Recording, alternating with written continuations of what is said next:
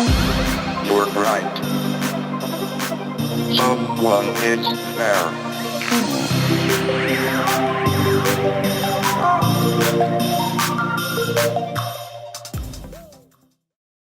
The next moisturizer, leave-in, whatever you want to call it, that I ultimately positively swear by. I have been using this since I went natural, like the very first time I went natural. This was a product that I used. I want to say my mother recommended this, but I could be telling a story. I don't know. She went natural after me, but I want to say she was recommending this. But this is the olive oil mango butter moisturizer. And when I tell you that this thing leaves my hair so moisturized, I could go almost a week and a half, 2 weeks off of this alone. As long as it is in some type of protective hairstyle. And it's not just out like this, but if it's, you know, twisted up some kind of way, and I twist it up with this, or the can 2 also. But the can 2, to me, my personal opinion, is not as moisture rich as this. This is such a creamy, it just smells awesome. It's such a creamy consistency. It's mango smelling. Let me see if I can show you. It's very kind of like thick. It's very, very thick. I guess I'll put it in my hair. I've just been putting everything in my hair.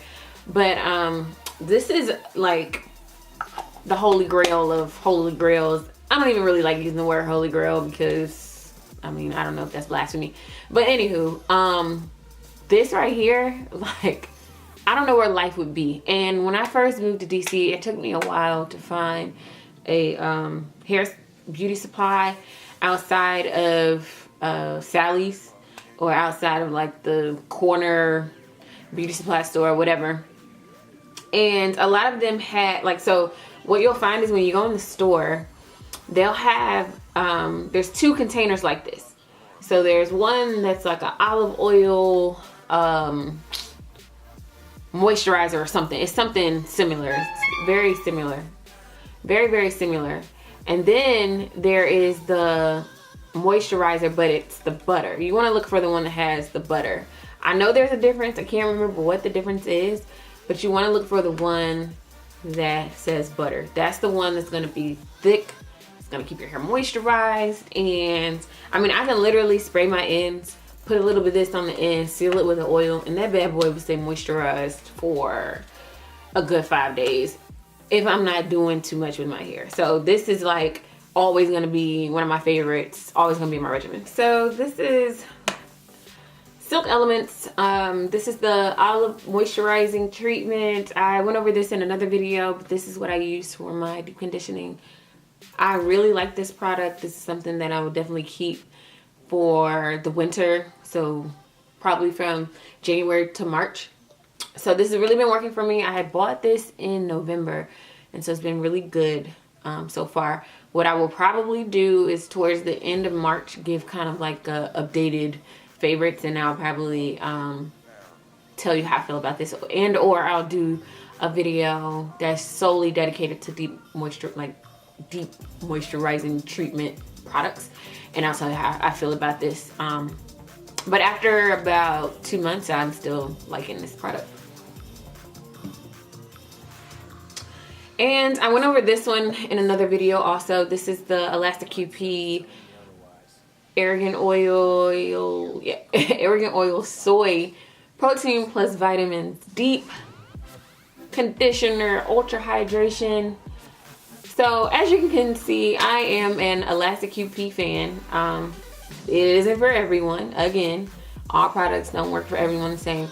But I can honestly say, out of the other one and this one, I get such a huge, like, I don't know how to describe it. Like, it's just so moisture rich. Like, when it says ultra hydration, like, it's ultra hydration. Like, they mean exactly what they say. So I normally co-wash my hair. Then I'll put this on. I'm not too big on detangling my hair when I'm conditioning, only because you still have to do it after you rinse out the conditioner. So I do it when I'm styling, and I use my fingers predominantly with that. But you can get kind of, if you're a finger detangler, if you're a finger detangler, you can do it with your co-washing, and you can do it, I wouldn't do it with the deep conditioner, but I would do it after. But anywho, this is like a fave. I actually like this one more than Silk Elements. Elasta QP, I've been riding with them since I started transitioning, and when I was first natural. I really think between them and Shea Moisture, that's really how my hair grew. But you can kind of see the consistency. Again, I've done this in another video. Let me back it up some. But it smells like a fruity soap of some sort. Almost like a soap that you would bathe with, like those Dial soaps, or like those what is it, Caress or Bath and Body, I don't know. But it smells so good. Like I just sit here smelling it. It just smells amazing. Like a lot of times I don't even want to rinse it out my hair. But I mean, you know, you just put it on your hair, comb it through, and cover your hair with a plastic cap, or if you have a steamer, you can steam. And they recommend that you leave it on for 25 minutes.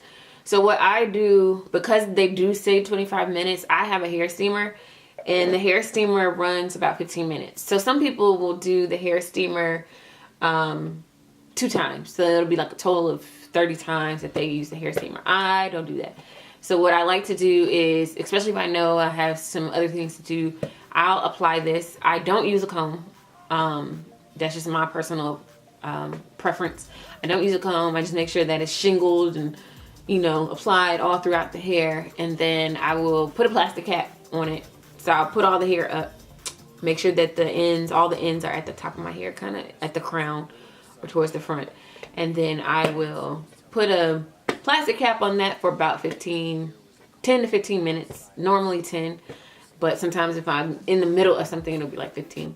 And then after that, I'll sit under the steamer and I'll steam for 15 minutes. And then when the steaming is done, I immediately go and rinse with cold water and start the leave-in conditioning process. So between this and this, like Elasta QP, I don't know if you'll ever see my video, but you guys are winning with these two. In terms of ingredients, personally for me, I'm not a super ingredient crazy person. If the results are what I'm expecting and the results are what I'm looking for in my hair regimen, in terms of like keeping my hair moisturized, my hair's not falling out, it's not causing me any health problems in my scalp, then personally for me, I don't care. If it works, it works. I get the whole sulfates and mineral oil and all that stuff is unhealthy for you, and I do a pretty good job of staying away from that stuff. I mean, a lot of the products that I end up liking, and not because I like it, but my hair likes it, ends up not having that stuff in it. But it's not, I won't say that it's on purpose.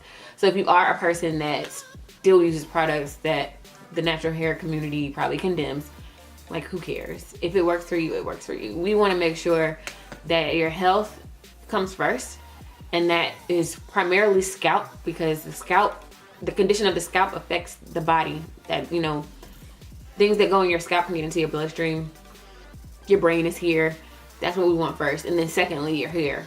So we want to make sure your hair is healthy. And if the products that you're using may not be what we consider the best products because of the chemicals and ingredients, I mean, if it isn't killing you and you're not having alopecia and, you know, anything that is a direct reaction, you know, like you're getting a disease or some type of scalp disease as a reaction to a product, then I say go for it. I mean, yeah. Like, I'm not gonna not use this product because it has fragrance in it. Seriously, no. So anyway, these are the two. Elasta QP. If I would say try something, try these two. Try the butter and try the Ultra Hydration deep conditioner. So those are my products for 2015.